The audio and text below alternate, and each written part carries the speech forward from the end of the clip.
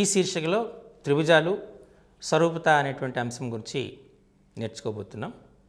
స్వరూపత అనగానే పేరులోనే ఉంది సరూపత, అంటే ఒకే రూపం కలిగినటువంటి జ్యామితీయ పటాలు అని అర్థం.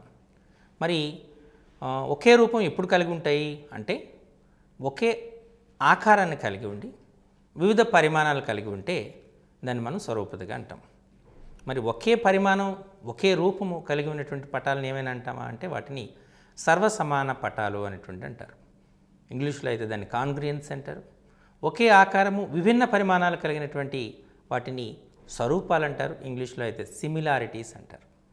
సో మనం ఈ శీర్షికలో త్రిభుజాలు స్వరూపతలో రెండు త్రిభుజాలు ఎప్పుడు స్వరూపాలు అవుతాయి, స్వరూపాలు కావడానికి కావలసినటువంటి నియమాలు ఏంటి, అలానే త్రిభుజాలు స్వరూపాలు అయితే వాటి ధర్మాలు ఏంటి అనే అంశాన్ని మొదటి శీర్షికలో మనం నేర్చుకున్నాం.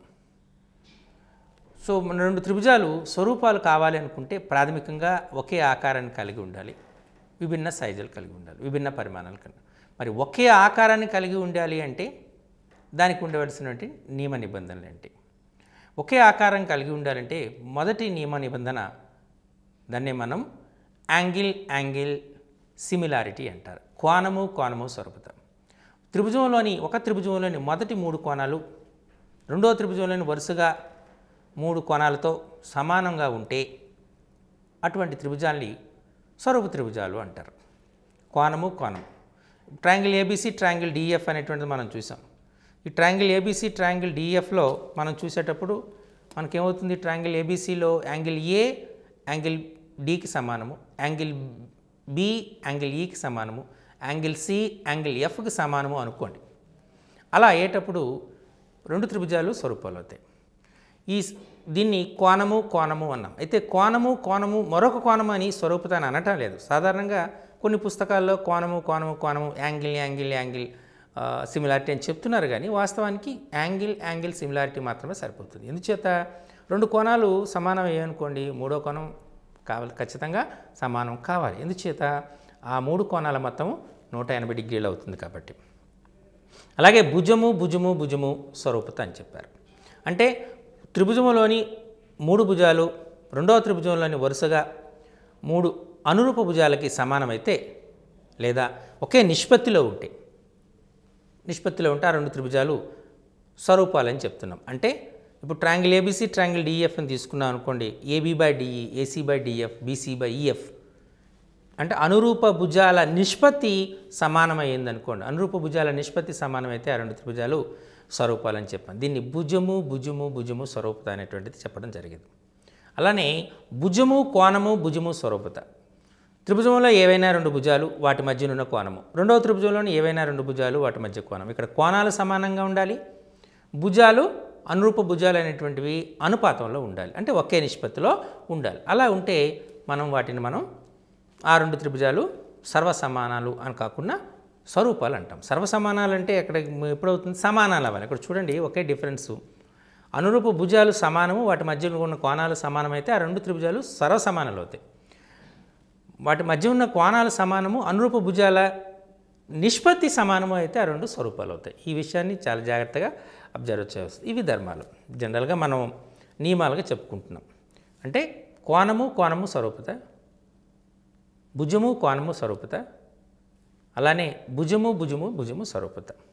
Angle similarity, side similarity, angle side. ఇక్కడ యాంగిల్ అనేటువంటిది అంటే కోణం అనేటువంటిది ఇంక్లూడెడ్ యాంగిల్ కావాలి. అంటే ఆ రెండు భుజాల మధ్య కోణం అయ్యి ఉండాలి. అంటే ఎస్ఎస్ఏ అని అనకూడదు, ఎస్ఏఎస్ సిమిలారిటీ అని అన్నారు. ఇది చాలా ఇంపార్టెంట్. మనం ఏ అనురూప కోణాలు అయితే సమానమో ఆ అనురూప కోణాల అక్షర క్రమంలోనే స్వరూపత రాయాలి అని చెప్పాను. Triangle ABC similar to triangle DF అని చెప్తున్నామంటే యాంగిల్ ఏ యాంగిల్ డికి సమానం అవ్వాలి, యాంగిల్ బి యాంగిల్ సికి సమానం అవ్వాలి, యాంగిల్ ఈకి, యాంగిల్ సి యాంగిల్ ఎఫ్నకు సమానం అవ్వాలి అనేటువంటి విషయాన్ని మీరు గుర్తుపెట్టుకోవాలి. ఆ క్రమము ఖచ్చితంగా, ఇక క్రమం అనేటువంటిది రాసే క్రమం చాలా ఇంపార్టెంట్. మరి రెండు స్వరూప త్రిభుజాలు ఉన్నాయంటే వాటి ధర్మాలు ఏంటి అనేటువంటి తీసుకుందాం. ఏవైనా రెండు స్వరూప త్రిభుజాల వైశాల్యాల నిష్పత్తి దాని అనురూప భుజాల వర్గాల నిష్పత్తికి సమానం. ఇది మొదటిది. అలాగే స్వరూప త్రిభుజాల వైశాల్యాల నిష్పత్తి దాని ఉన్నతుల అనురూప ఉన్నతుల వర్గాల నిష్పత్తికి సమానం. అలాగే అనురూప మధ్యగతాల వర్గాల నిష్పత్తికి సమానం. అనురూప కోణ సమద్విఖండన రేఖల నిష్పత్తికి సమానం. ఏది మనం తీసుకునేటప్పుడు త్రిభుజ వైశాల్య నిష్పత్తి. మరలా చెప్తున్నాం, సరూప త్రిభుజాల వైశాల్యాల నిష్పత్తి అనురూప భుజాల వర్గాల నిష్పత్తికి సమానం మొదటిది. అనురూప ఉన్నతుల వర్గాల నిష్పత్తికి సమానం రెండవది. అనురూప మధ్యగత వర్గాల నిష్పత్తికి సమానం మూడవది. అనురూప కోణ సమద్విఖండన రేఖల వర్గాల నిష్పత్తికి సమానం నాలుగవది. ఇలా మనం సూత్రాన్ని చెప్పచ్చు, అంటే వైశాల్య నిష్పత్తికి సంబంధించి. మరి సరూప త్రిభుజాల చుట్టుకొలతల నిష్పత్తి అనురూప భుజాల నిష్పత్తికి సమానం. అలాగే అనురూప భుజాల నిష్పత్తి అనురూప మధ్యగతాల నిష్పత్తికి సమానం. అనురూప భుజాల నిష్పత్తి అనురూప ఉన్నతుల నిష్పత్తికి సమానం. అలాగే భుజాల నిష్పత్తి అనురూప భుజాల నిష్పత్తి అనురూప కోణ సమద్విఖండన రేఖల నిష్పత్తికి సమానం. ఈ అంశాలన్నింటినీ కూలంకుషంగా ముందు శీర్షికలో చెప్పబడ్డాయి కాబట్టి వాటిని ఒక రివ్యూగా మనం ఇప్పుడు పునఃసమీక్షగా చెప్పడం జరిగింది. ఈ ధర్మాలను ఉపయోగించుకుని మనం ఎన్నో సమస్యల్ని సాధించబోతున్నాం. సో ఎలా సాధిస్తున్నాం అనేటువంటిది కొన్నిసార్లు మనకు ఈ ధర్మాలపైన నేరుగా ప్రశ్న రావచ్చు, లేదా అంటే ధర్మాలపై ఆధారపడినటువంటి సమస్యలపై ప్రశ్న రావచ్చు. కాబట్టి వీటిని మీరు జాగ్రత్తగా దృష్టిలో పెట్టుకోవాల్సిన అవసరం ఎంతైనా ఉంది. ఒక సమస్యను చూద్దాం. ఇక్కడ ట్రయాంగిల్ ఏబిసి అనేటువంటిది ఒక లంబకోణ త్రిభుజం. ఇందులో యాంగిల్ సి అనేటువంటిది లంబకోణం. యాంగిల్ సి అనేటువంటిది లంబకోణం అన్నమాట. సో జనరల్గా మనం చేసే పద్ధతి ఏంటంటే లంబకోణానికి ఎదురుగా ఉన్న భుజాన్ని కర్ణం అంటారు. సో సిడి అనేటువంటిది కర్ణంపై గీయబడినటువంటి లంబము అనుకుందాం. మనకు సర్వసాధారణంగా వాడేటటువంటి పద్ధతి ఏంటంటే ఒక భుజాన్ని దానికి ఎదురుగా ఉన్న శీర్షము చే మనం సూచిస్తాం. ఏబి అనేటువంటి భుజానికి ఎదురుగా ఉన్న శీర్షం సి కాబట్టి దాని యొక్క పొడవును సి అనే అక్షరంతో సూచిస్తాం. అలాగే బీసీ అనే భుజానికి ఎదురుగా ఉన్నటువంటి శీర్షం ఏ కాబట్టి దానికి ఎదురుగా ఉన్నటువంటి భుజము బీసీ యొక్క పొడవుని ఏ అని సూచిస్తాం. అలానే ఏసీ యొక్క పొడవుని కూడా బి అని సూచించడం జరుగుతుంది. ఇక్కడ మనకి ఇచ్చింది ఏంటంటే పీసీ విలువ ఎంత అంటే CD is equal to P. PC equal to ఎంత, అలాగే 1/a² + 1/b² యొక్క విలువ ఎంత, ఇది అడిగాడు. ఎలా చేస్తాం? మనకు త్రిభుజ వైశాల్యం చాలాసార్లు ఇప్పుడు త్రిభుజ వైశాల్యం అని చెప్పాను. స్వరూప త్రిభుజాల పద్ధతిపై కూడా మీరు చేయొచ్చు. నేను సింపుల్గా త్రిభుజ వైశాల్యాన్ని చేద్దాం అనుకుంటున్నాను. ట్రయాంగిల్ ఏసీబీ వైశాల్యం. ట్రయాంగిల్ ఏసీబీ వైశాల్యం ఏమవుతుంది చెప్పండి? ట్రయాంగిల్ ఏసీబీ వైశాల్యం, ఇందులో భూమి ఏది? బీసీ, అంతేనా? భూమి బీసీ. ఎత్తు ఏది? ఏసీ. సో బీసీ అనేది భూమి, ఏసీ అనేది ఎత్తు. కాబట్టి triangle ABC or triangle ACB వైశాల్యం. ట్రయాంగిల్ ఏసీబీ వైశాల్యం ఎంత? ఆఫ్ భూమి అంటే ఏ, ఎత్తు అంటే బి. మనకి ఎంత వచ్చింది? ఆఫ్ ఏబి అని వచ్చింది, అంతేనా? Of AB. అలాగే ట్రయాంగిల్ ఏసీబీ వైశాల్యం. ఇప్పుడు నేను త్రిభుజాన్ని సిని దృష్ట్యా చూస్తున్నాను, అంటే ఏబీని ఎత్తుగాను, ఏబీని భూమిగాను, సిడిని ఎత్తుగాను చూస్తున్నాను. అప్పుడు త్రిభుజ వైశాల్యం ఏమవుతుంది? ఏసీబీ వైశాల్యం ఆఫ్, ఇక్కడ భూమి సి, ఎత్తు పి. అంటే త్రిభుజాన్ని ఒక యాంగిల్ ప్రొజెక్షన్లో చూస్తే మనకు భూమి బీసీ అయింది, దానికి ఎత్తు బి అయింది. వేరే ప్రొజెక్షన్లో చూస్తే భూమి సి అయింది, ఎత్తు పి అయింది. ఏదైనా త్రిభుజ వైశాల్యాన్ని సూచిస్తుందే కాబట్టి ఆ రెండు త్రిభుజ వైశాల్యాన్ని సూచిస్తున్నాయి కాబట్టి ఆ రెండు సమానం అవుతాయి. అంటే half AB is equal to ఏమొచ్చింది మనకు? పీసీ వచ్చింది, అంతేనా? Of AB equal to PC or PC is equal to ఎంత? AB. So PC is equal to AB, మొదటిది సమానం. మరి రెండవది 1/a² + 1/b² విలువ ఎంత అన్నాడు. ఇప్పుడు 1/a² + 1/b² విలువ ఎంత అని అడిగేటప్పుడు ఇది చేయాలనుకుంటే మనం అదే వాల్యూని తీసుకుందాం. అదే విలువను తీసుకుంటే 1/a² + 1/b². a² b² కాసాగు a²b² అవుతుంది, మీకు తెలుసు. అంటే ఏబీ హోల్ స్క్వేర్గా రాసుకోవచ్చు కదా, ఏబీ హోల్ స్క్వేర్ రాసుకోవచ్చు. ఇక్కడ లవం ఏమొస్తుంది? b² + a². మనకు లంబకోణ త్రిభుజం అనగానే గుర్తుకొచ్చేది పైథాగరస్ సిద్ధాంతం. సో పైథాగరస్ సిద్ధాంతం ఏంటి? కర్ణము మీది వర్గము మిగిలిన రెండు భుజాల మీది వర్గాల మొత్తానికి సమానం. అంటే మనకేమొస్తుంది? c² = a² + b² వస్తుంది. అంతేనా? కాబట్టి b² + a² దేనికి సమానం అవుతుంది? a²కి సమానం అవుతుంది. ab² మనకు pc = ab. ab² అంటే ఏమవుతుంది? pc². pc² అంటే a² p² c². కరెక్ట్. మనకు pc = ab అనేటువంటిది pc = ab అని ఒకటి వచ్చింది. అలాగే మనకు 1/a² + 1/b² + a² = c². Sorry, b² + a² = c² కదా, c². ఇది కూడా c². అంటే ఈ c² గెట్ క్యాన్సిల్, 1/p² వచ్చింది. 1/p². అంటే 1/a² + 1/b² ఏమొచ్చింది మనకు? దాని విలువ 1/p². అలాగే pc = ఏమొచ్చింది? ab. చూసారా? అంటే పటాన్ని మనం ఈ సమస్యని చాలా క్లిష్టంగా చేయొచ్చు, అట్ ద సేమ్ టైం చాలా సులభంగా చేయొచ్చు. మీరు చేసే విధానాన్ని మనం ఎన్నుకోవాలి. ఎన్నుకుంటే ఖచ్చితంగా ఇది గణితం బ్యాక్గ్రౌండ్ ఉండే వాళ్ళకి ఖచ్చితంగా ఇటువంటి సమస్యలు సులభంగానే చేయగలుగుతారు. కానీ నాన్ మ్యాథమెటిక్స్ వాళ్ళకి ఖచ్చితంగా ఇటువంటి ప్రాబ్లమ్స్ అనేవి వచ్చేటప్పుడు కొద్దిగా ఇబ్బంది పడే అవకాశం ఉంటుంది. కాబట్టి వీలైన ఎక్కువ సమస్యలు సాధిస్తే ఖచ్చితంగా ఈ రేఖాగణితంకు సంబంధించిన ప్రశ్నలు సులభంగానే సాధించవచ్చు. ఓకే, ఇప్పుడు మరొక ప్రశ్నను చూద్దాం. ఈ పటంలో మనకు ఏమిచ్చాడంటే PA, QB, RC అనేటువంటి 3 ఉన్నతులు ఏసీకు గీయబడ్డాయి. దాని యొక్క ఒక్కొక్క ఉన్నతి యొక్క పొడవును కూడా ఇవ్వడం జరిగింది. PA మరి AP యొక్క పొడవు x అని, QB యొక్క పొడవు y అని, RC యొక్క పొడవు z అని ఇవ్వబడింది. సో ఇలా z అని ఎప్పుడైతే ఇవ్వబడిందో మనకు వీటి మధ్య సంబంధాన్ని అడిగాడు. అయితే 1/x + 1/z కాస్త కొద్దిగా నాలెడ్జ్ ఉన్న వాళ్ళైతే ఏం చేస్తారంటే ఒక సిమిలారిటీ ఉంది ఇందులో, ఒక సారూప్యత ఉంది. 1/x + 1/z జనరల్గా మూడోది y అవుతుంది కాబట్టి 1/y అని ఆన్సర్ వచ్చు. అన్ఫార్చునేట్లీ 1/y ఆన్సర్ తీయాలా, అంతే కదా. కొన్నిసార్లు ప్రశ్న క్లిష్టంగా ఉండేటప్పటికీ సమాధానం సులభంగా వచ్చేటువంటి, అంటే లాజికల్గా ఆలోచిస్తే మనకు అది ఆన్సర్ వచ్చేస్తుంది. 1/y అని చెప్పవచ్చు. PA, QB, RC ఇప్పుడు ఏ కాన్సెప్ట్ని చేస్తున్నాం? సో PA, QB, RC అనేటువంటి మనం తీసుకున్నాం. ఈ PA, QB, RCలో ఫస్ట్ నేను తీసుకునేది PAC అనేటువంటి ఒక త్రిభుజాన్ని తీసుకుంటున్నాను. PAC ఇందులో QB is parallel to PA, అంతేనా. ఈ రెండు ప్యారలల్ అవుతాయి. కారణం ఏంటి? ఒక రేఖకు లంబముగా గీయబడిన రెండు రేఖలు, ఆ రెండు రేఖలు సమాంతరాలు అవుతాయి. ఏదైనా ఒక రేఖకు రెండు లంబ రేఖలను గీస్తే ఆ రెండు రేఖలు పరస్పరము సమాంతరాలు అవుతాయి. కాబట్టి PA, QB అనేటువంటి రెండు రేఖలు ఏసీకి లంబంగా గీయబడ్డాయి. కాబట్టి PA, QBలు ఏమవుతాయి? సమాంతరాలు అవుతాయి. ఇప్పుడు మనం ట్రయాంగిల్ PAC త్రిభుజాన్ని తీసుకున్నాను. Triangle PAC.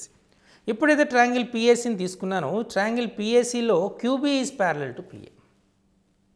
ఇక్కడ మనం ఒక అంశాన్ని తీసుకోవాలి. దీన్ని మనం ఏమంటారంటే ప్రాథమిక అనుపాత సిద్ధాంతం అంటారు.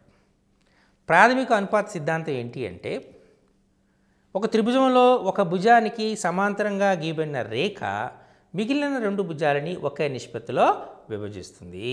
అంటే మనం తీసుకున్నప్పుడు QB మనం తీసుకున్నాం కదా, y/x. ఇప్పుడు నేను తీసుకుంటున్నా QB/PA తీసుకున్నాను, అంటే y/x. మనకు y/x అనేటువంటి దేనికి సమానం అవుతుంది అంటే చూడండి, y ఈ భుజము, మొత్తము త్రిభుజం ఈ భుజం. ఇందులో మీకు చెప్పేటప్పుడు ఈ కోణం ఈ కోణానికి సమానం, ఈ కోణము ఈ కోణానికి సమానం, అంతేనా. ఈ రెండు కోణానికి సమానం. అలాగే చివరిగా మనకు వచ్చింది ఉమ్మడి కోణం, ఈ కోణము ఈ కోణానికి సమానం. కరెక్ట్. అంటే మనం ఈ రెండు త్రిభుజాలు ట్రయాంగిల్ QBC అనేటువంటి త్రిభుజము, ట్రయాంగిల్ PAC అనే త్రిభుజాలు స్వరూపాలు అవుతాయి. కోణము స్వరూపత ఇప్పుడే మనం నేర్చుకున్నాం కదా. అంటే మనం ఏం చెప్పొచ్చు, మనకు ఏ కోణం ఏ కోణానికి సమానం చెప్పండి. ఫర్ ఎగ్జాంపుల్ ట్రయాంగిల్ PAC అని రాశాను. ట్రయాంగిల్ PAC అంటే PAC ఈజ్ సిమిలర్ టు ఎలా రాయాలి? ట్రయాంగిల్ P కోణం దేనికి సమానము? Qకి. కాబట్టి Q. ఏ కోణం దేనికి సమానం? B.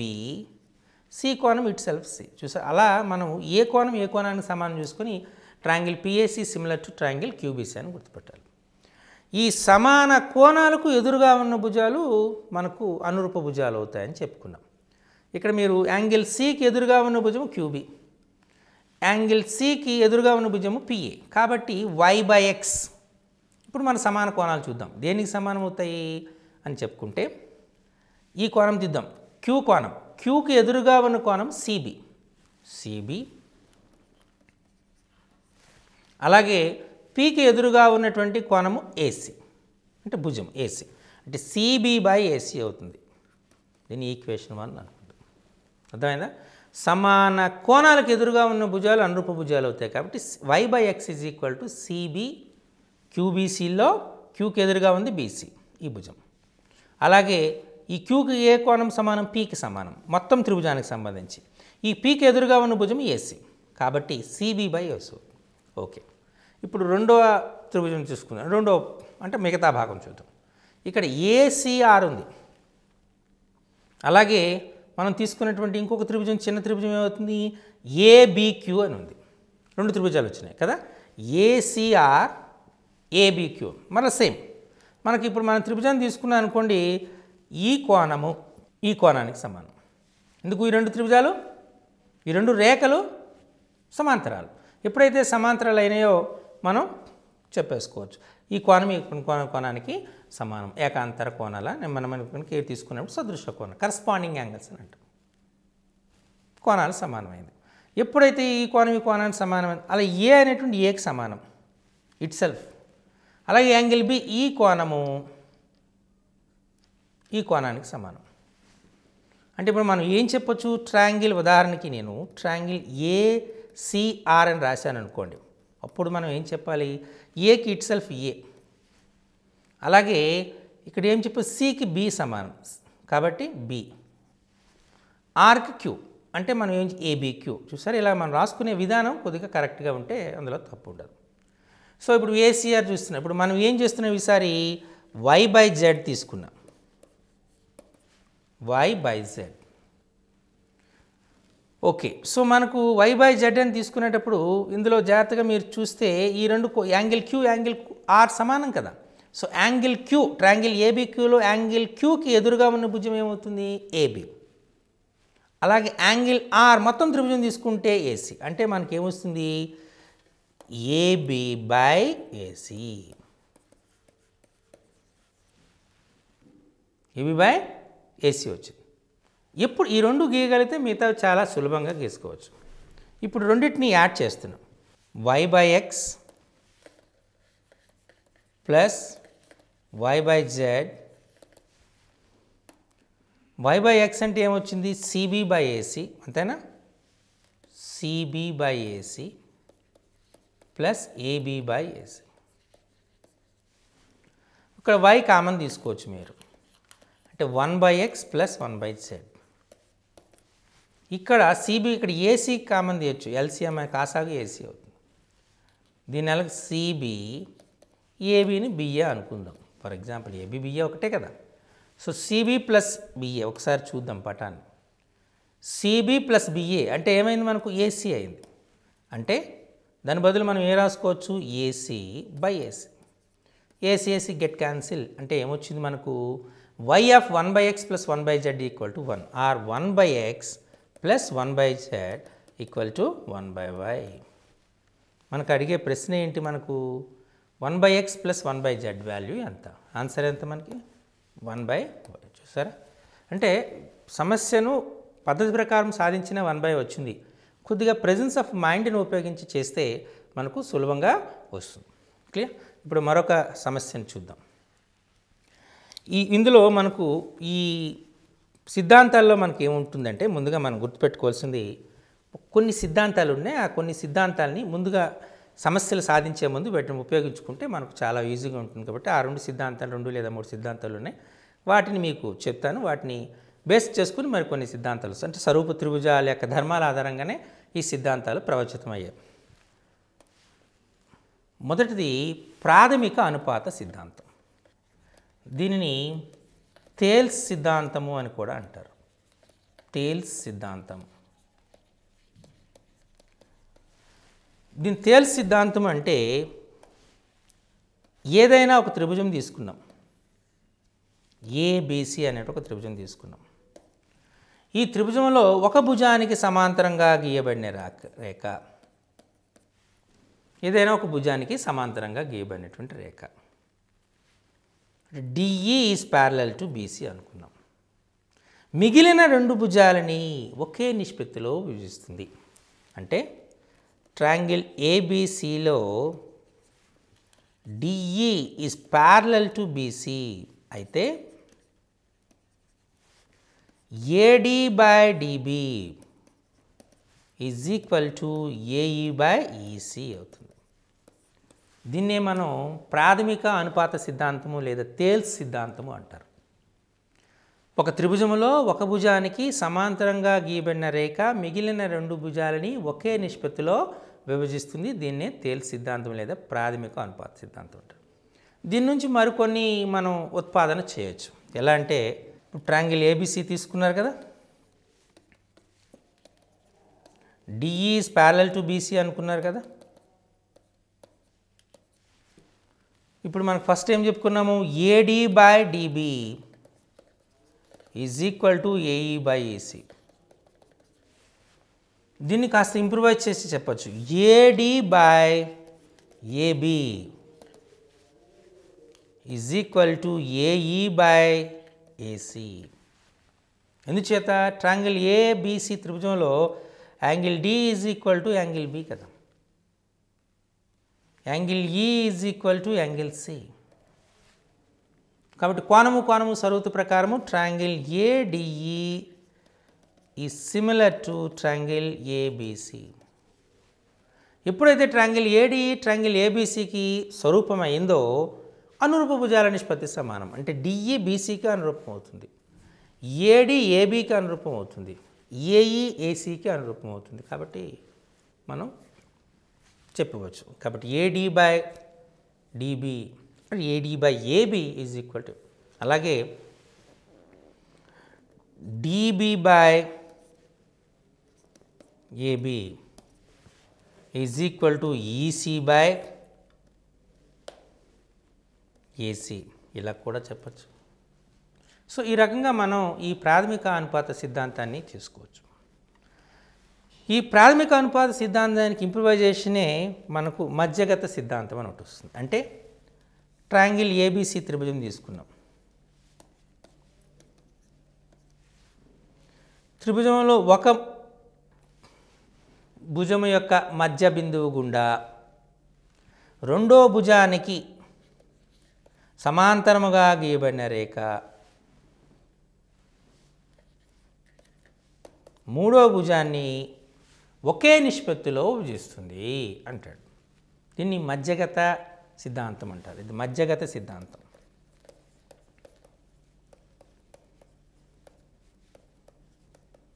మధ్యగత సిద్ధాంతం మిడ్ పాయింట్ థియరీ అని కూడా అంటారు దీన్ని. మధ్యగత సిద్ధాంతం ఇంగ్లీష్లో అయితే మిడ్ పాయింట్ థియరీ అంటారు.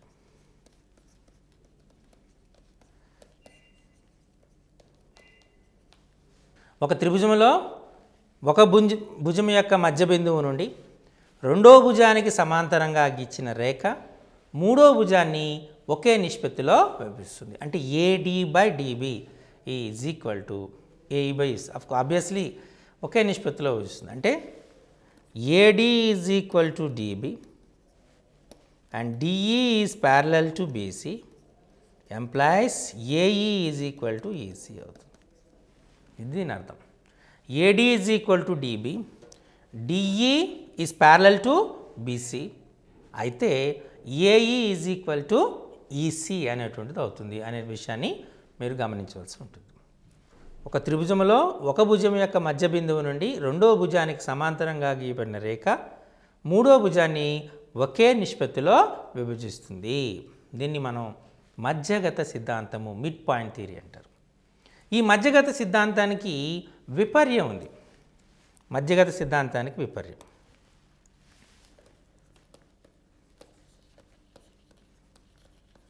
ఈ మధ్యగత సిద్ధాంతానికి విపర్యం ఏం చెప్తామంటే సేమ్ మనం ఏం చెప్పొచ్చు చెప్పండి, ఊహించండి. మధ్యగత సిద్ధాంతానికి ఏబిసి అని త్రిభుజం తీసుకున్నాం. ఏబి యొక్క మధ్య బిందువు డి, ఏసి యొక్క మధ్య బిందువు ఈ అనుకుందాం. A D is equal to D B, A E is equal to A C. ఈ రెండింటినీ కలిపే రేఖాఖండం ఏమవుతుందంటే D E is parallel to B C మరియు D E is equal to half B C అవుతుంది. ఎప్పుడు A D is equal to D E, A E is equal to E C అయితే దీన్ని మధ్యగత సిద్ధాంతము, మధ్యగత సిద్ధాంతం యొక్క విపర్యం అంటాం.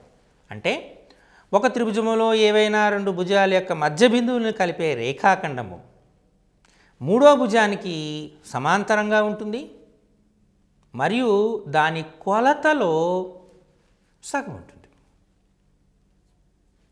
దీన్ని మధ్యగత సిద్ధాంత విపర్యం అంటారు. మరోసారి ఏదైనా ఒక త్రిభుజం తీసుకోండి, ఆ త్రిభుజంలో ఏవైనా రెండు భుజాలు తీసుకోండి, ఏవైనా రెండు భుజాల యొక్క మధ్య బిందువులను కలిపే రేఖాఖండం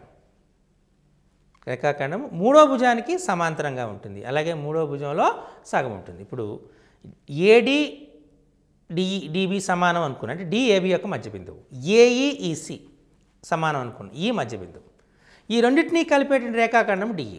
కాబట్టి డిఈ అనేటువంటిది మూడో భుజానికి బీసీకు సమాంతరంగా ఉంటుంది. DE is parallel to B C. DE యొక్క కొలత మూడో భుజం యొక్క కొలతలో సగం ఉంటుంది, అంటే DE is equal to half B C అవుతుంది. ఇలా DE is parallel to B C, D E equal to half BC అని చెప్పారు. ఇది మధ్యగత సిద్ధాంతం యొక్క విపర్యంగా మనం చెప్పచ్చు. క్లియర్? సో ఇప్పుడు మరొక సిద్ధాంతాన్ని చూద్దాం. దాన్ని లంబకోణ సంబంధించినటువంటి సిద్ధాంతం కాబట్టి అందరికీ బహుశా తెలిసిపోయి ఉంటుంది. Triangle ABC. ట్రాంగిల్ ఏబీసీలో బీకి ఎదురుగా ఉన్నటువంటిది అంటే లంబకోణానికి ఎదురుగా ఉన్న భుజం ఏసీని కర్ణము అంటారు. కర్ణము యొక్క వర్గము A C square is equal to కర్ణము మీది వర్గము మిగిలిన భుజాల మీది వర్గాల మొత్తానికి సమానం, A B square plus BC square. కర్ణము మీది వర్గము మిగిలిన భుజాల మీది వర్గాల మొత్తానికి సమానం, A C square is equal to AB square plus B C స్క్వేర్గా మనం చెప్పడం జరుగుతుంది. దీన్ని అందరికీ తెలిసిన సిద్ధాంతం పేరు ఇది పైథాగరస్ సిద్ధాంతం.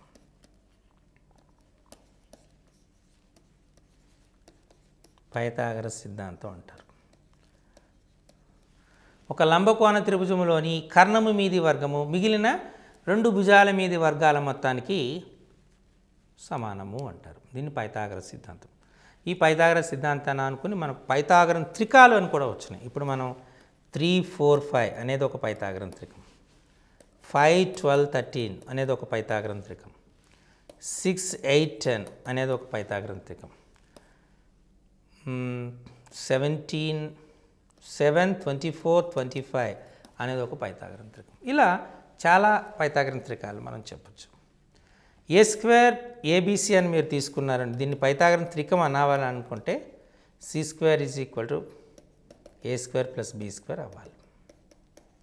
C square equal to A square plus B square అయితే ఏబీసీ అనేదాన్ని ఒక పైథాగరం త్రికము, పైథాగరం ట్రిపులెట్ అంటారు.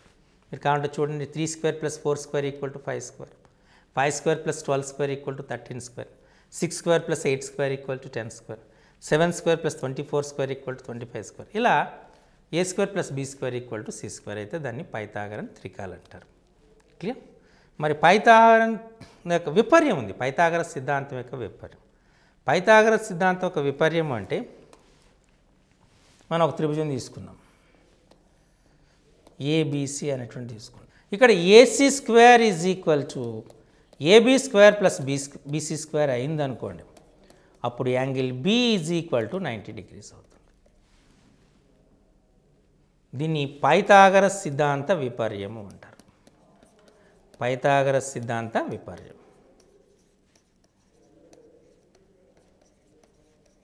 పైథాగరస్ సిద్ధాంత AC square equal to AB square plus BC, angle B equal to 90 degrees అంటే పైథాగరస్ సిద్ధాంత విపర్యము అంటారు. అంటే ఏదైనా ఒక త్రిభుజములోని ఒక భుజము మీది వర్గము మిగిలిన రెండు భుజాల మీద వర్గాల మొత్తానికి సమానమైతే ఆ త్రిభుజములో ఒక కోణము లంబకోణము, దీన్ని పైథాగరస్ సిద్ధాంత విపర్యం అంటే. అంటే ఒక కోణము లంబకోణం అంటే ఆ త్రిభుజం లంబకోణ త్రిభుజము అనేటువంటి చెప్పచ్చు. అర్థమైందా? So A C square equal to AB square plus BC square అయితే angle B equal to 90 degrees అవుతుంది. దీన్ని పైథాగరస్ సిద్ధాంత విపర్యము అంటారు. ఈ రకంగా మనం పైథాగరస్ సిద్ధాంత విపర్యాన్ని కూడా మనం చెప్పచ్చు. ఇప్పుడు మరొక దాన్ని చూద్దాం. ఏబీసీ అనేటువంటి ఒక త్రిభుజం తీసుకుందాం. ఇందులో యాంగిల్ బి యాంగిల్ ఏ తీసుకుందాం, ఏదైనా తీసుకోవచ్చు. ఈ యాంగిల్ ఏ శీర్ష కోణ సమద్విఖండన రేఖ, యాంగిల్ ఏ దీన్ని ఫర్ ఎగ్జాంపుల్ డి అనుకుందాం. అప్పుడు ఏమవుతుందంటే మనకు చెప్పేది BD by DC is equal to AB by AC. BD by DC is equal to AB by AC. దీన్ని శీర్షకోణ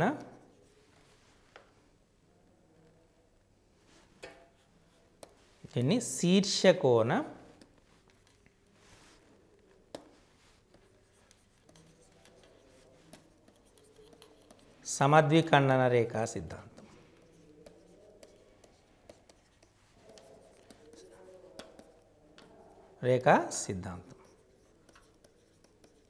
అర్థమైందా? దీన్ని ఏమంటాం? శీర్షకోణ సమద్విఖండన రేఖా సిద్ధాంతం. ఇక్కడ మనం ఈ శీర్షకోణ సమద్విఖండన రేఖా సిద్ధాంతం ఏం చెప్తున్నాం అంటే, ఏదైనా ఒక త్రిభుజములో శీర్షకోణ సమద్విఖండన రేఖ ఎదుటి భుజాన్ని విభజించే నిష్పత్తిలో మిగతా రెండు భుజాల నిష్పత్తి ఉంటుంది. ఏదైనా ఒక త్రిభుజములో శీర్షకోణ సమద్విఖండన రేఖ దాని ఎదుటి భుజాలను విభజించే నిష్పత్తిలో మిగిలిన రెండు భుజాల నిష్పత్తి ఉంటుంది. అంటే ఇక్కడ యాంగిల్ ఏ అనే శీర్షకోణం యొక్క సమద్విఖండన రేఖ ఏడి. ఈ ఏడి దాని ఎదుటి భుజం బీసీని బీడీ బై డీసీ నిష్పత్తిలో విభజిస్తే BD by DC is equal to AB by అంటే బిఏ బై ఏసీ అని సింపుల్గా ఏబీ బై ఏసీ అని చెప్పచ్చు. దీన్ని ఏమనంటే శీర్షకోణ సమద్విఖండన రేఖ అంతర్కోణం ఇది. సో బాహ్య కోణానికి కూడా ఇదే సిద్ధాంతం చెప్పచ్చు. ఈ సిద్ధాంతాలని ఆధారంగా చేసుకుని మనం మరికొన్ని సమస్యల్ని సాధించవచ్చు. ఒకసారి ఈ సిద్ధాంతాలన్నీ చూద్దాం. సిద్ధాంతాన్ని మనం జాగ్రత్తగా పరిశీలిస్తే మనం ఇక్కడ కొన్ని సిద్ధాంతాలు చెప్పాం. ఏ సిద్ధాంతాలు చెప్పాం? ప్రాథమిక అనుపాత సిద్ధాంతం, తేల్ సిద్ధాంతం. ఏదైనా ఒక త్రిభుజంలో ఒక భుజానికి సమాంతరంగా గీయబడిన రేఖ మిగిలిన రెండు భుజాలని ఒకే నిష్పత్తిలో విభజిస్తుంది. A D by dB is equal to A E by A C. మరి దీన్ని ఇంప్రూవైజేషన్ ఎలా చెప్పచ్చు అంటే A D by dB is equal to A E by E C అని చెప్పుకున్నాం కదా. So A D by A B is equal to A E by ఏసీగా కూడా చెప్పచ్చు, లేదా అంటే D B by A B is equal to E C by ఏసీగా చెప్పచ్చు. తర్వాత మధ్యగత సిద్ధాంతం. మధ్యగత సిద్ధాంతాన్ని మిడ్ పాయింట్ థీరం అంటారు. ఏదైనా ఒక త్రిభుజంలో ఒక భుజం యొక్క మధ్య బిందువు నుండి రెండో భుజానికి సమాంతరంగా గీయబడిన రేఖ మూడో భుజాన్ని సమద్విఖండన చేస్తుంది లేదా ఒకే నిష్పత్తిలో విభజిస్తుంది, సమద్విఖండన చేస్తుంది అని కూడా చెప్పచ్చు. అంటే A D is equal to D B, D E is parallel to B C అయితే A E is equal to E C అవుతుంది. దీన్ని మధ్యగత సిద్ధాంతం అంటారు. మరి మధ్యగత సిద్ధాంతం దాని యొక్క విపర్యం ఏంటంటే, ఏదైనా ఒక త్రిభుజంలో రెండు భుజాల యొక్క మధ్య బిందువులను కలిపే రేఖాఖండము మూడో భుజానికి సమాంతరంగాను మూడో భుజం యొక్క కొలతలో సగం ఉంటుంది అనేది మధ్యగత సిద్ధాంత విపర్యం. ఇక్కడ A D equal to D B, A equal to E C. అంటే డి అనేది ఏబి యొక్క మధ్య బిందువు, ఈ అనేది ఏసీ యొక్క మధ్య బిందువు. ఎప్పుడైతే ఏడి డిబి అనేటువంటి అయినాయో మనకి ఇక్కడ సింపుల్గా మనం ఏం చెప్తున్నామంటే D E parallel to B C, D E equal to half B C అని మనం చెప్పడం జరిగింది. మరి ఇంకొక సిద్ధాంతం, దాన్ని పైథాగరస్ సిద్ధాంతం అంటారు. అంటే పైథాగరస్ సిద్ధాంతం ఒక త్రిభుజంలోని కర్ణమి మీది వర్గము మిగిలిన రెండు భుజాల మీద వర్గాల మొత్తానికి సమానం. దీన్ని పైథాగరస్ సిద్ధాంతం అంటారు. ఇందులో మనకు పైథాగరన్ త్రికములు అని వాడుతున్నాం. 3, 4, 5, 5, 12, 13, 6, 8, 10, 7, 24, 25 వీటిని అంటారు. ఏబీసీ అనేది ఒక పైథాగరన్ త్రికంగా మనం భావిస్తే C² is equal to A² plus B² అనేది కావాలి. ఓకే, మీరు పైథాగరన్ త్రికాన్ని జాగ్రత్తగా పరిశీలిస్తే పైథాగరన్ త్రికంలో కనీసము ఒక సంఖ్య సరి సంఖ్య అవుతుంది. సరి సంఖ్య లేనిదే పైథాగరన్ త్రికము లేదు. దీని అర్థం 3, 4, 5 4 అనేది సరి సంఖ్య, 5, 12, 13 12 అనేది సరి సంఖ్య, 6, 8, 10 అన్నీ సరి సంఖ్యలే, 7, 24, 25 24 సరి సంఖ్య. చూసారా, సరి సంఖ్య లేని పైథాగరన్ త్రికము ఉండదు, కనీసం ఒక సంఖ్య. సరి సంఖ్య కావాలి. ఇది పైథాగరస్ త్రికం యొక్క ప్రత్యేక లక్షణం. ఓకే, సో మనం పైథాగరస్ సిద్ధాంత విపర్యం తీసుకున్నాం. ఏదైనా త్రిభుజంలో ఒక భుజం మీద వర్గం మిగిలిన 2 భుజాల మీద వర్గాల మొత్తానికి సమానమైంది అనుకోండి, అందులో ఒక కోణము 90 డిగ్రీలు లంబకోణం అవుతుంది. అంటే ఆ త్రిభుజం లంబకోణ త్రిభుజం అవుతుందని గమనించాలి. AC² = AB² + BC² అయితే యాంగిల్ B = 90 degrees అవుతుందని చెప్పొద్దు. దీన్ని పైథాగరస్ సిద్ధాంత విపర్యము అనేటువంటిది అనటం జరుగుతుంది. క్లియర్? ఓకే, ఇప్పుడు మనం ఇంకొక సిద్ధాంతం ఉంది. దాన్ని శీర్షకోణ సమద్విఖండన రేఖా సిద్ధాంతం అంటారు. శీర్షకోణ సమద్విఖండన రేఖా సిద్ధాంతం అంటే BD/DC = AB/AC అవుతుంది. అంటే మీరు ట్రయాంగిల్ ABC అనే త్రిభుజంలో AD అనేది ఈ యాంగిల్ A శీర్షకోణం యొక్క సమద్విఖండన రేఖ అనుకుంటే, దానికి ఎదురుగా ఉన్న భుజం BCని BD/DC నిష్పత్తిలో విభజిస్తే ఈ BD/DC ఆర్ BD/DC అనేది BA/ACకి సమానం అవుతుంది. ఒక త్రిభుజములో శీర్షకోణ సమద్విఖండన రేఖ దాని ఎదుటి భుజాన్ని విభజించే నిష్పత్తిలో మిగిలిన 2 భుజాల నిష్పత్తి ఉంటుంది అని చెప్పచ్చు.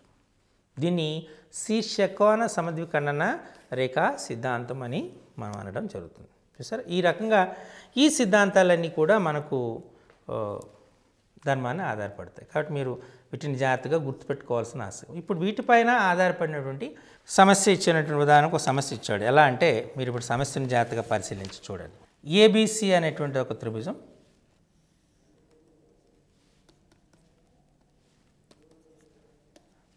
ఈ త్రిభుజంలో DE is parallel to BC,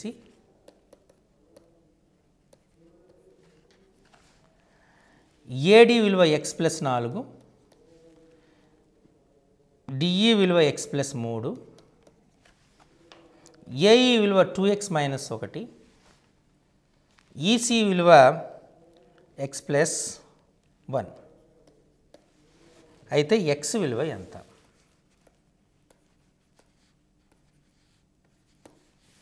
ఇక్కడ ఇచ్చింది DE is parallel to BC.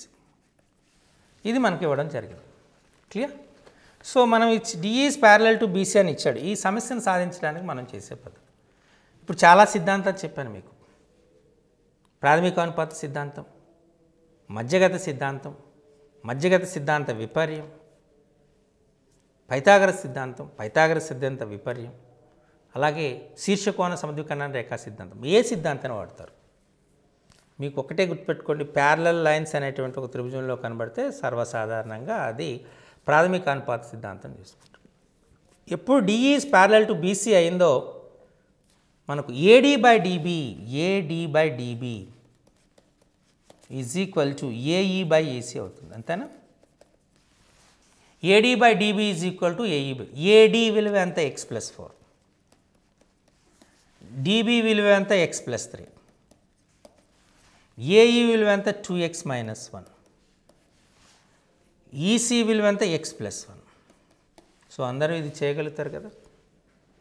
AD/DB is equal to AE/AC. అంటే ఇప్పుడు మనం ఈ సమస్యను సాధిస్తే మనకు ఒక వర్గ సమీకరణం వస్తుంది. కానీ చూడండి, x+4 ఆఫ్ క్రాస్ మల్టిప్లికేషన్ చేయండి. x+4 of x+1 is equal to 2x-1 of x+3. సమీకరణాన్ని సాధిద్దాం.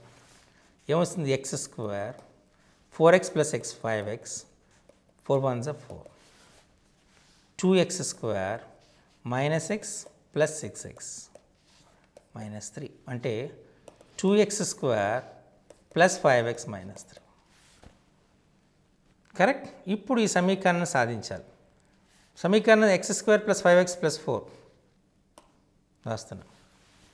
x² + 5x + 4 is equal to 2x² + 5x -3. So ఈ 5x క్యాన్సిల్ అయిపోతుంది. ఈ x² అటువైపు పంపిస్తున్నాం. x² అంటే 2x² - x². ఈ -3ని ఇటువైపు తీసుకొస్తున్నాం. 4 + 3. సో 4 + 3 అనేటప్పటికి మనకు 7 అనేది వస్తుంది. So x² is equal to 7 or x is equal to √7. So X విలువ ఎంత? ఈ రకంగా నేరుగా డైరెక్ట్గా మనకు ప్రాథమిక అనుపాత సిద్ధాంతంపై ఆధారపడినటువంటి ప్రశ్నలు ఇచ్చేటువంటి ఆస్కారం ఉంటుంది. ఓకే, ఇప్పుడు మరొక ప్రశ్న చూద్దాం. ఈ ప్రశ్నలో కొద్దిగా మీరు సిమిలర్ ట్రయాంగిల్ కాన్సెప్ట్ని ప్రాక్టీస్ చేయవలసి ఉంటుంది. ట్రయాంగిల్ ఏబిసి తీసుకున్నారు. ఈ ట్రయాంగిల్ ఏబిసిలో మనకు ఇచ్చినటువంటి అంశం ఏంటి అంటే డిఈ తీసుకున్నారు. A D by dB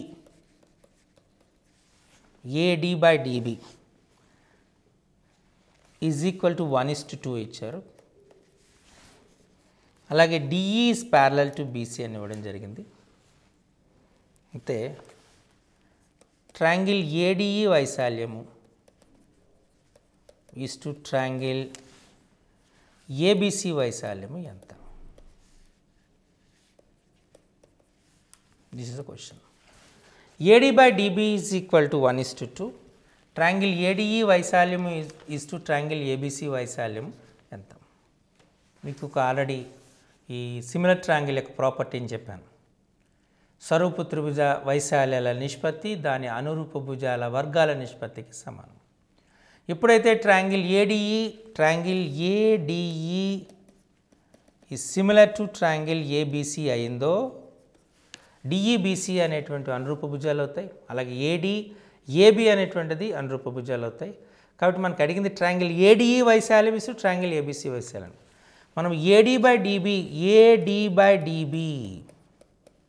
equal to ఎంత ఇచ్చాడు? 1/2. అంతేనా? AD by dB is equal to 1/2. ఇప్పుడు నేను 1 యాడ్ చేస్తున్నాను. 1 యాడ్ చేస్తున్నానంటే AD by DB plus 1 AD by DB plus 1 is equal to 1/2 plus 1. అంతేనా? అంటే AD plus DB by dB is equal to how much? 1/2 plus 1 అంటే 3/2. Or AB by dB is equal to 3/2. ఇది first. Okay, మనకేమొచ్చింది? A B by dB is equal to 3/2. అలానే మనకు ఇంకొక ఏమొచ్చింది?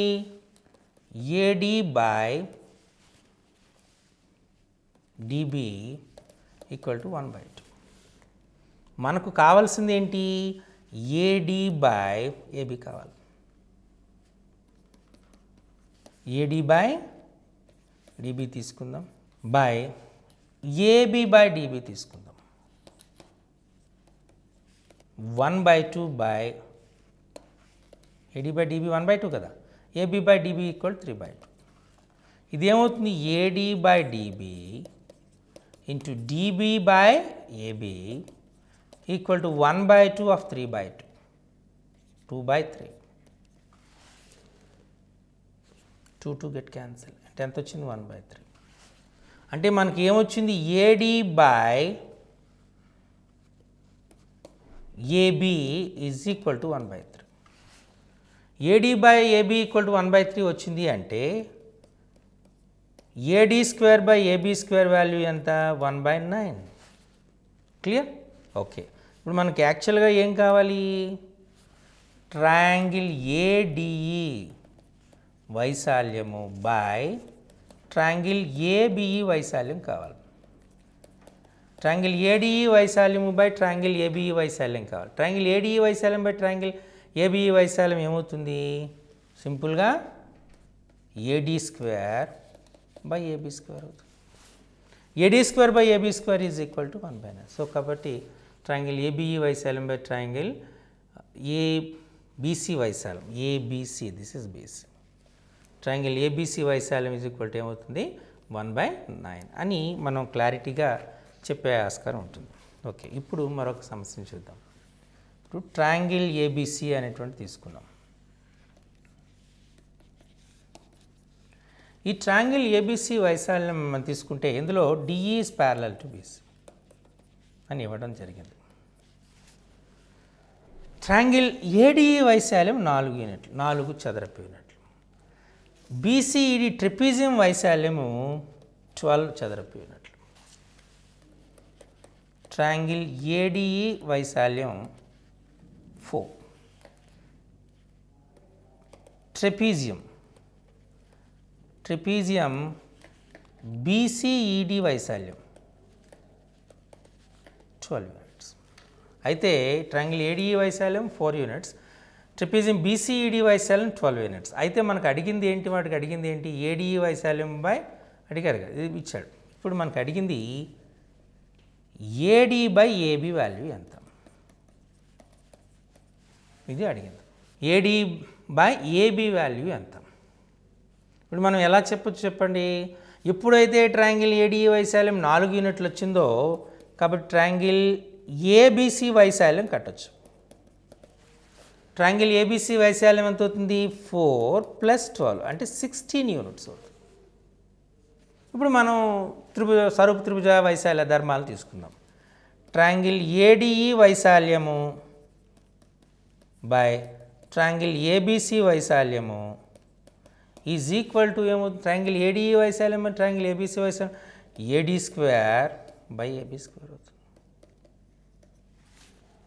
AD square by AB square. AD మనకు value వచ్చింది ఇక్కడ, triangle AD square by AB square వచ్చింది. ట్రయాంగిల్ ADE వైశాల్యం ఎంత, 4 యూనిట్స్. ట్రయాంగిల్ ABC వైశాల్యం 16 units is equal to AD square by AB square. 4 1s 4 4s అంటే AD by AB is equal to ఏమవుతుంది, సింపుల్గా 1:2, 1/2 కదా స్క్వేర్ రూట్ అంటే 1:2 ఆర్ 1/2. ఈ రకంగా మనకు ప్రశ్నలు వచ్చేటువంటి ఆస్కారం ఉంటుంది కాబట్టి వీటిని మీరు జాగ్రత్తగా పరిశీలన చేయవలసి ఉంటుంది. ఓకే, ట్రయాంగిల్ మనకు ఒక త్రిభుజం అనేటువంటిది ఇవ్వడం జరిగింది. దాంట్లో ఇచ్చినటువంటి దానిలో triangle ABC is similar to triangle XYZ అన్నాడు. అలాగే angle C is equal to 60 degrees ఇవ్వడం జరిగింది. Angle B equal to 75 degrees ఇవ్వడం జరిగింది. అయితే యాంగిల్ Z వాల్యూ ఎంత, what is angle Z? Triangle ABC similar to triangle XYZ, angle C equal to 60 degrees, angle B equal to 75 degrees, angle Z value ఎంత అన్నాడు. అంటే మీరు ఇప్పుడు త్రిభుజం వేసుకున్నారు, ABC త్రిభుజం వేసుకున్నారు, అలాగే XYZ వేసుకున్నారు. మనం ఏమేమి సమానం ABC కాబట్టి XYZ అని వేసుకోవచ్చు. ఏమిచ్చాడు, యాంగిల్ A ఇవ్వలేదు, angle C 60 degrees, this is 60. Angle B equal to 75, this is 75. So 60 + 75 135. So angle A, so 135. So angle A value ఎంత, 135 కాబట్టి టోటల్ 180 కదా, అంటే 45 degrees. Angle A equal to 45. So ఇవే angles అక్కడ ఉంటాయి. Triangle ABC similar to triangle XYZ అన్నాం కాబట్టి angle A equal to 45 అంటే angle X is equal to 45, angle Y equal to 75, angle Z equal to 60 degrees. అంటే ఏని కట్టకుండానే మనం వాల్యూని కట్టచ్చు. ఇది ఈ రకమైనటువంటి ప్రశ్న కూడా మీరు జాగ్రత్తగా పరిశీలన చేయవలసి ఉంటుంది. ఇప్పుడు మరొక ప్రశ్నను చూద్దాం. Angle A is equal to మనకు కొన్ని సమాధానాల్లో ఇచ్చినటువంటిది ఇచ్చాడు. ఉదాహరణకు ABC త్రిభుజం ఇచ్చాడు. ఈ ABC త్రిభుజంలో యాంగిల్ A యొక్క కోణ సమద్విఖండన రేఖ అది పర్పెండిక్యులర్ తీసుకున్నాం, దీన్ని D అన్నాం. దీని వాల్యూ X ఇచ్చాడు, దీని వాల్యూ 10√3 ఇచ్చాడు, దీని విలువ 5 అని ఇచ్చాడు. X వాల్యూ ఎంత, వాట్ ఈజ్ X? ఇది క్వశ్చన్. ఇప్పుడు ట్రయాంగిల్ ABC అని ఎప్పుడైతే ఇవ్వడం జరిగిందో మనం 2 త్రిభుజాలు తీసుకున్నాం. ఇది 90 డిగ్రీలు అయింది, ఇది కూడా 90 డిగ్రీలు అయింది. అలాగే మనకు ఇచ్చినటువంటి ఇంకొక నిష్పత్తి ఏంటంటే ఈ కోణము ఈ కోణానికి సమానం అనేటువంటి ఇవ్వడం జరిగింది. కాబట్టి మనకు ఏ త్రిభుజాలు సమానం అవుతాయి, triangle ADBE B is similar to triangle A D C అనేటువంటి చెప్పొచ్చు. అంతేనా? Okay. Triangle A D B similar to triangle A D C అని చెప్పొచ్చు. కాబట్టి అనురూప భుజాల నిష్పత్తి, ఈ రెండు కోణాలు సమానం కాబట్టి దానికి ఎదురెదురు భుజాలు 5/x